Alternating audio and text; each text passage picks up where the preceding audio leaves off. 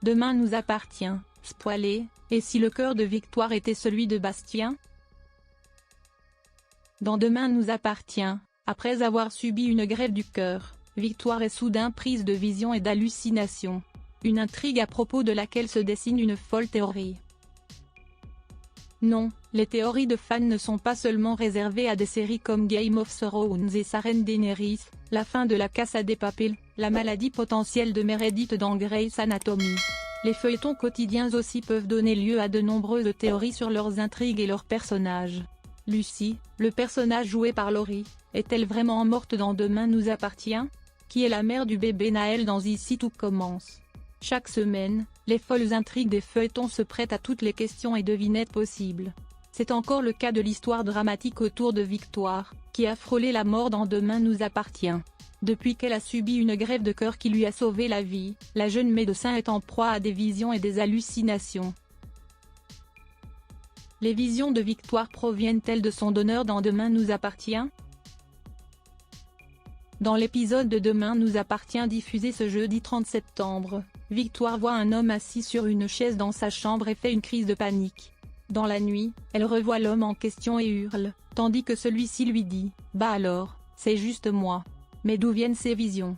Victoire, Solène Hébert commente les changements de Demain nous appartient. Pourrait-elle ressentir des choses provenant de la vie de son donneur?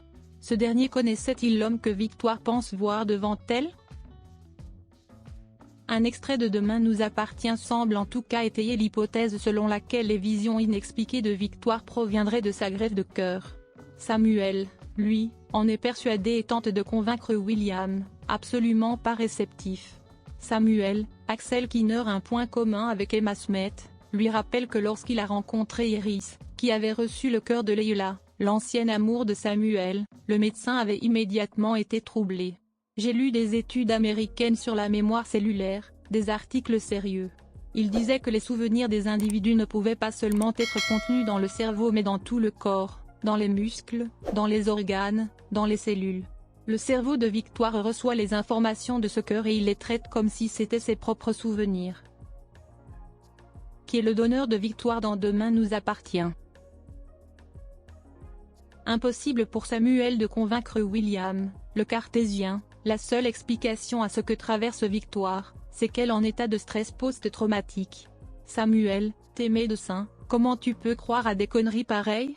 William, Kamel Belghazi va bientôt retrouver Jennifer Lawrence, clôt le sujet. Il ne veut plus en entendre parler et il interdit à Samuel d'en parler à Victoire. Samuel a-t-il raison? Il semblerait logique que les scénaristes de Demain nous appartient aient voulu traiter d'une telle histoire à travers la grève de Victoire. Mais une question demeure. Qui est le donneur de Victoire? L'épisode de Demain nous appartient diffusé le mardi 28 septembre s'achevait sur un accident. Un inconnu, pourchassé dans une forêt, se faisait renverser par une voiture. Le lendemain, l'équipe médicale annonçait à Georges qu'un cœur avait été trouvé pour Victoire et la jeune femme était opérée.